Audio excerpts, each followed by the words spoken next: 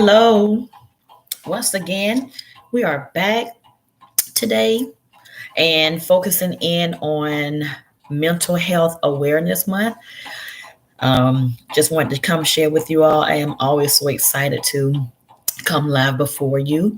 Once again, this is Mental Health Awareness Month, the month of May. It is winding down. Hopefully, during this particular month, you have had a chance to relax your mind, do things that you love to do, get yourself together, whatever it may be. Hopefully, you have been taking care of your mind. All right, let's jump on in. The title for today is "Do Not Allow the Narc's Poisonous Venom to Seep into You."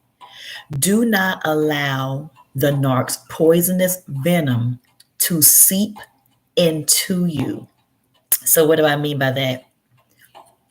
You know how they're so malicious, they're so chaotic, they are mean, liars, sloppy, negative, just nasty, outright demons. So, depending upon how long you'd experience this type of disgust from a narcissist, you can begin to, or their actions and their ways can begin to rub off on you. This is what I mean by you do not want their poisonous venom to seep into you. Because you may begin finding yourself, oh my gosh, you may begin asking yourself the question, am I a narcissist? Because you're realizing that you're doing things similar or just like the narcissist. So they've done it to you so much to where you're beginning to find yourself doing it. So just as a real life example, now that I've gone no contact with the narcissist in which I've known, in just any of my relationships,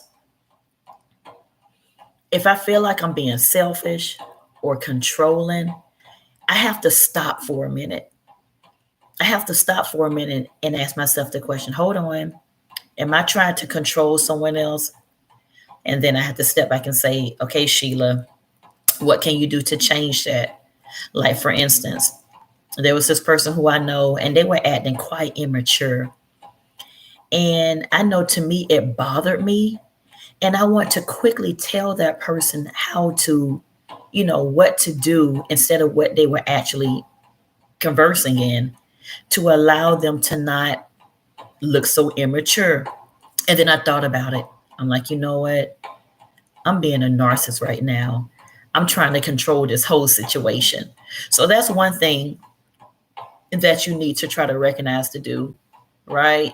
After you've been with the narcissist for so long and you already know how you hate how they treated you. So remember, treat others the way you want to be treated. So now, after being with the narcissist, and because I do not want that poisonous venom to enter into my very soul, into my very being, into my very existence, into my very makeup, I'm being conscious of like every relationship, everything that I'm saying. And I'm not saying that I'm just analyzing everything, but in order to get through your healing, in order to get through all of that negativity, you have to, whenever you see it or a red light goes off, think about your actions before you take them. So once again, think about your actions before you take your actions. Another thing, upon being with a narcissist and going no contact, the trauma bond, you may sometimes find yourself acting out of character, right? And I was actually in a situation yesterday where I was really acting out of character because there was someone who I was expecting to have that. I was expecting that they would have done something for me, and because it did not go the way as planned, once again, I threw a fit. Because I wanted to be, I didn't think I wanted to be in control of that situation, but I wanted that person there. However, that person's schedule, it was a little mixed up. So I, in the beginning, did not hear this person because I know what I wanted, right? And it was so important to me that I did not hear or really take out the time to listen to that person's rationale, listen to, their explanation. So I basically lashed out on that person, and it hurt that person. Now remember, this is how narcissists are. They will hurt you, they will lash out, and then they'll come back as if nothing ever happened. So I lashed out. I said a lot of hurtful things to the person. And then what made me different from the narcissist is that I thought about it and I'm like, hold up, this situation could have really been handled differently. Although I wanted this person here, something else happened. They had good intentions. Their heart was in the right place. Their heart was good. So I had to make sure I had to pull back. And then I had to release and forgive that person for whatever wrong it was that I thought they did to me. I had to release and forgive them. And forgiveness is another thing. That's releasing that poisonous venom. That's releasing that poisonous venom. Because whenever you did not meet the narcissist expectation, did they forgive you? Nope, they didn't. They just kind of bug you and bug you and bug you. They just basically screamed at you, cause chaotic situation. While in the meantime, your mind is just going like, oh my God, I can never please this person. So you don't want to get into that place that a narcissist is. You don't want to get to that place in your relationships where it's always the narcissist way. It's always your way. So right now in my healing journey, what I am doing is I do feel like I have picked up some narcissistic ways. However, in order to release that poisonous venom, I'm analyzing everything that I'm doing, anything that seems where I'm controlling someone or I'm acting in a very chaotic manner. If I'm acting in a very chaotic manner, I'm coming back to apologize and I'm going to talk to the person about the situation. If I'm acting in a controlling manner, I'm going to pull back and be like, you know what, you're yourself. Whatever way you choose to do it, this is how I perceive things. This is how I look at things. But this is you. This is your world. This is my world.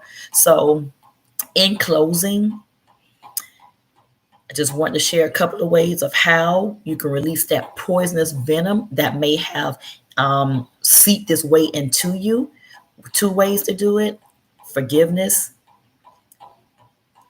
Take your hands off. Don't try to control. So learn to forgive and learn to pull back and not control.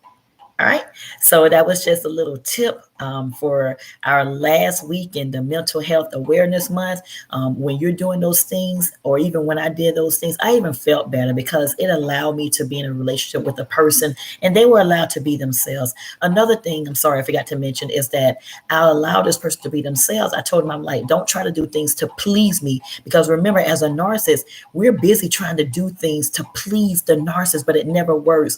So when I'm in relationships now, I just want the person to be themselves, because if they try to please me, they may mess up one day and then it may turn into something big. And so I, in turn, am getting used to that person, catering to me, which I don't want that. There's only one God and I'm not that God. All right. Have a great day and I'll see you next time.